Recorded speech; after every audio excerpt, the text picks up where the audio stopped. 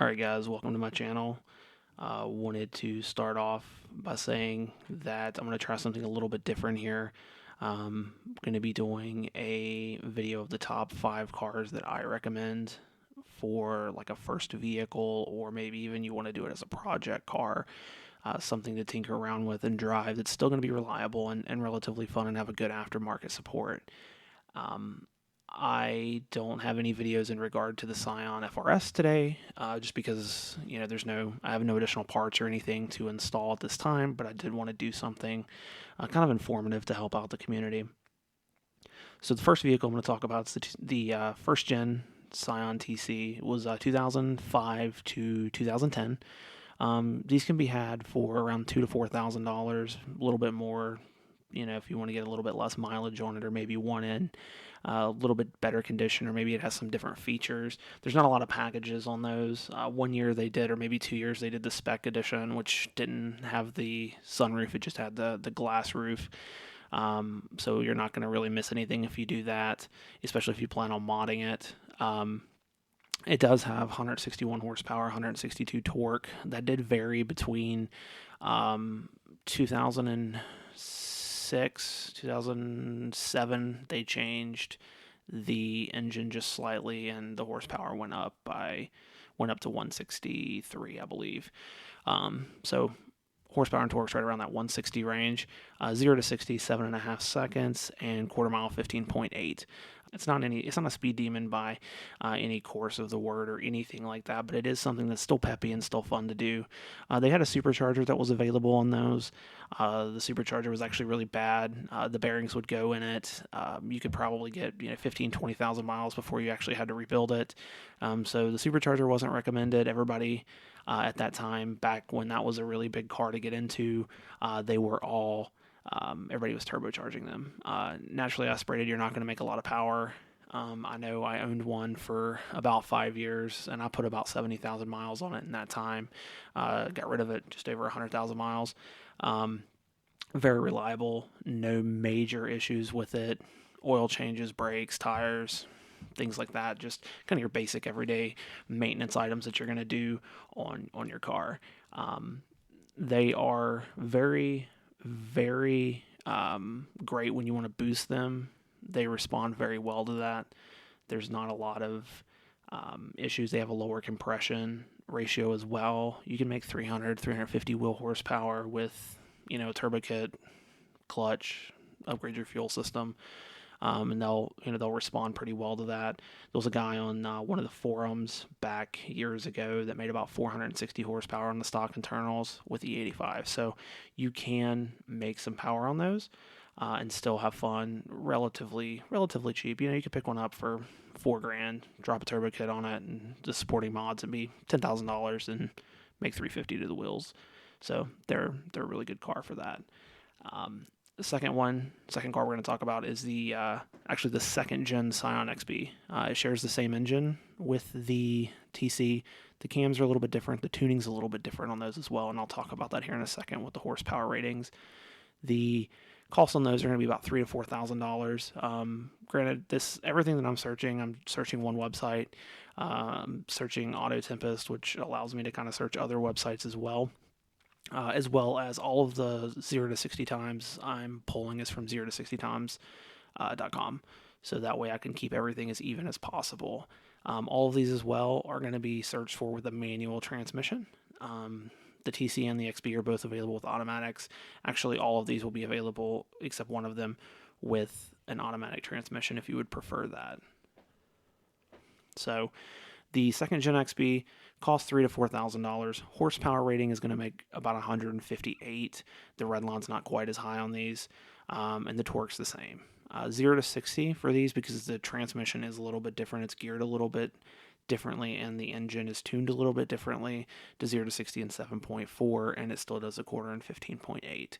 Aftermarket for these are still pretty decent. I mean, they're not going to be as great as the TC, but if you want something that's going to allow you to have modability as well as a pretty good aftermarket, then the XB might be an option for you. If you have more friends and you don't want to have someone jump in the back seat, or you don't want to be as cramped in the back seat, that's going to be a good option. If you have, other activities, if you're a musician or something like that, you'll be able to, put an amp and things like that in the back. I actually put a Ruckus in one of those. I took the handlebars off and took the back fender off, and I was able to stand it up and roll it in there and strap it down, and it did fine. I didn't have any issues with it. So that's another great option. Both of those are Toyota products with the 2AZ FE engine. So it's a common engine. If you happen to, turbo it and blow it up, you can still find this engine's pretty common out of the junkyard. They're going to be something that you're going to find in like a Camry or a RAV4. So they're super common engine, very reliable. Had an XB, like I said, bought it with around 160,000 miles and sold it with just over 170,000. So had it for over 100,000 miles. Basic maintenance, brakes, oil changes, tires. That's about it. Super reliable car. Definitely recommend those as well.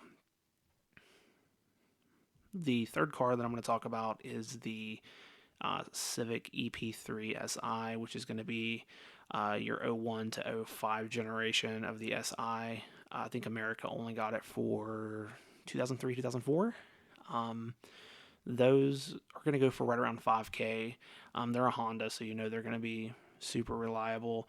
They are kind of the ugly duckling. A lot of people aren't, into the looks of them as much as, say, the newer generations or even the older SI generations like the EM1s. So they're not going to be as sought after. So that'll help you get one a little bit cheaper. Horsepower numbers on those is 160, torque's 141. Now, with those, the engine in those do have a K series, but it is the K20A3, which is kind of the less desirable K series. It's going to be the K series that it's not quite as strong. It doesn't respond as well to naturally aspirated mods. But of course, you do have plenty of aftermarket support with those. You could potentially swap in a K24 or do something like that if you really wanted to. And they're, like I said, they're relatively inexpensive. So, you could pick one up for $5,000 and do a K24 swap in it and, be better off in terms of horsepower and 0 to 60 times and just an overall more fun car. They're still very moddable. There's plenty of support for those as well. 0 to 60 on those will be about 7.6 seconds and quarter mile in 15.8. So you're going to be right around there with the first gen TC and the second gen Scion XB. Still going to be reliable. These are two-door, so they're, they might not fit your needs as much as, say, the XB would. But it's still a viable option. It's still a good option if you're looking to get into maybe even a Honda. If you're, if you have friends that are in Hondas and you want something there. The fourth option I have is the Mark V Golf GTI. So these are the first turbocharged car that we have on here, as well as the only turbocharged car. This one is available in automatic and manual. The Civic was only available in manual in the SI trim. You're going to be able to get the Mark V for right around $4,000 to $5,000, as well as the horsepower is going to be one of the highest on our list at 197 horsepower and around 207 foot-pounds of torque. These have a great aftermarket support.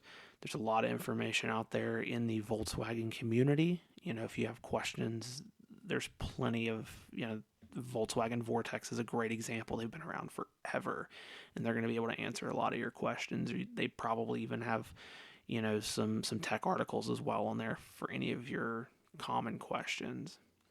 In terms of modability, there's plenty of modability with these.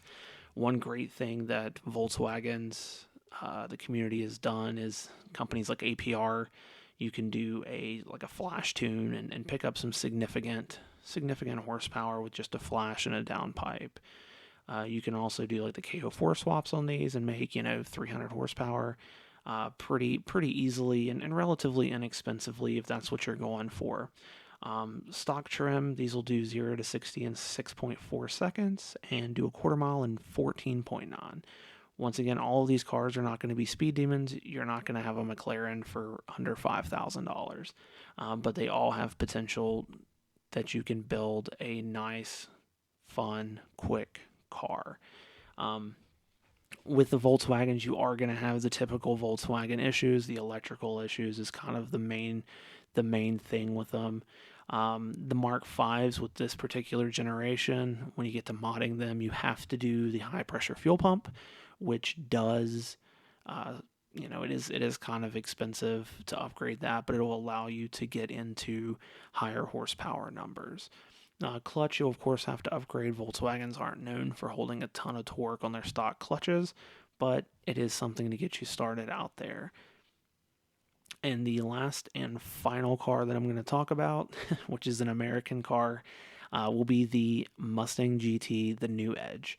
I found them right around $5,000. They are going to have about 260 horsepower and about 302 foot-pounds of torque for that particular year, which was the 2002 that I found. Once again, these are available in automatic and manual, or if you even want a convertible, you can get one of those. I found manual is what I was searching for. I think I did find a convertible and a hard top, just depending on what you want. 0 to 60 on these is going to be 5.9 seconds, and quarter mile 14.6. So they are going to be the fastest car on the list, but they may not necessarily be as practical for you as, say, one of the other vehicles. These are rear-wheel drive. They do have a V8, so their fuel mileage isn't going to be as great. And if you live in an area that has a lot of snow, you may not want a rear-wheel drive vehicle. You may want a front-wheel drive or an all-wheel drive. I particularly like this generation of the Ford Mustang. They're kind of cool looking. They have a great aftermarket support. There's plenty of parts out there. There's actually a guy on YouTube that has a build where he put a Coyote 5.0 in one of these Mustangs for, I believe it was under $5,000. With that, the biggest thing is going to be finding the engine relatively cheap, but the Coyote is now becoming a very common engine. It's available in your Mustangs. It's available in your F-150s as well. So you should be able to find one of those if you wanted to swap a Coyote and make 435 horsepower at the crank, or I think the new ones even make 460. So you'll have plenty of support there. On the list, I did not put any Subarus. Those are kind of everybody's talks about Subarus. I didn't, I was looking at other American-made vehicles. I looked at the Chevy Cobalt SS, but those are going to come in right around $6,000 for the turbocharged model. So this is my list. It's not a comprehensive list by any means. This is just my opinion and what I think would be some good starter cars for someone looking to get into the car scene. With that being said, if you like the list, give it a thumbs up. If you didn't like the list, thumbs down, but please just leave me a comment in the comment section saying why. If you have one of these cars and you have any experience and you want to leave a comment talking about what you like or dislike about the vehicle, and we'll go from there. But until next time, guys, I appreciate it, and y'all have a good day.